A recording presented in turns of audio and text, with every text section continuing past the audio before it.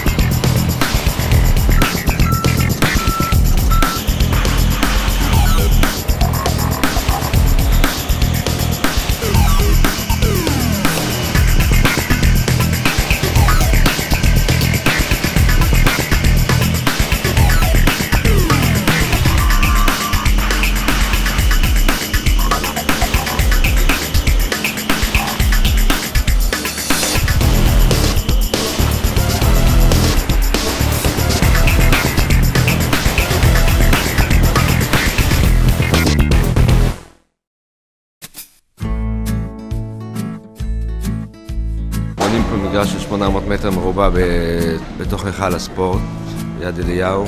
אתמול הגיעו לפה משהו כמו 8 סמי-טריילרים, שזה כולל את היחידות קירור וצנרת ומיכל אגירה ענק כדי לאגור את התמלחת. רגע, אנחנו היום ביום של התחברויות של צנרת, יש לנו בערך איזה 15 איש. מחר אנחנו נהיה מתוגברים כדי שנוכל להריץ את הבנייה של המגרש במהירות, אז אני מעריך שנהיה משהו סביב ה-30 איש.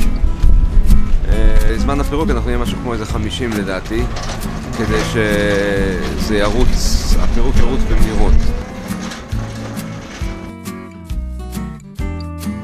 יש לנו פה כמה מגבלות. האחת זה המקום עצמו. כמו שאתה מכיר את ההיכל הזה, זה בעצם פרקט של מגרש כדורסל. שאין פה יותר מדי משחקים לנזילות של מים והפשרות וכאלה. לפני כמה חודשים עשינו פה גם מגרש והתנסינו בשבירת קרח. זו האופציה הראשונה שניסינו והיא לא עלתה יפה מבחינת זמנים. הפעם בעצם מה שאנחנו עושים, הבאנו דוד קיטור ענקי, שהוא ייצר לנו מים חמים, שבעזרת המים חמים אנחנו נוכל להעמיס את המגרש.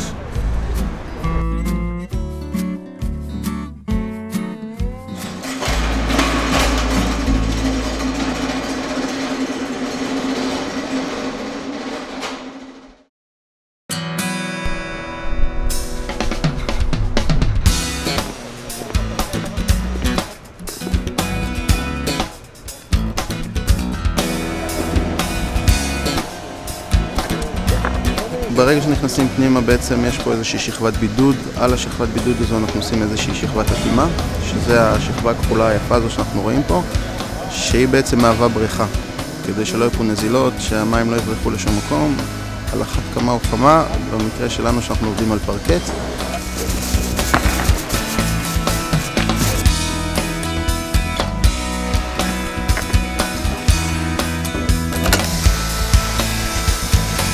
השלב הבא שלנו בעצם, כשנגמור להכין את כל הבריכה הזו, אנחנו פורסים את הצינורות השחורים, שזה תשתית הקבעה של כל המגרש החלקה.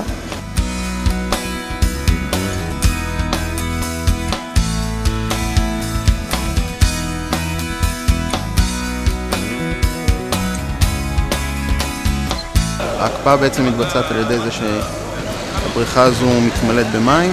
בתוך הבריכה יש צנרת שרץ בחומר בטמפרטורה מאוד נמוכה, והמים מתחילים לקפוא. נשמע מאוד פשוט, לא כל כך, אבל זה הרעיון.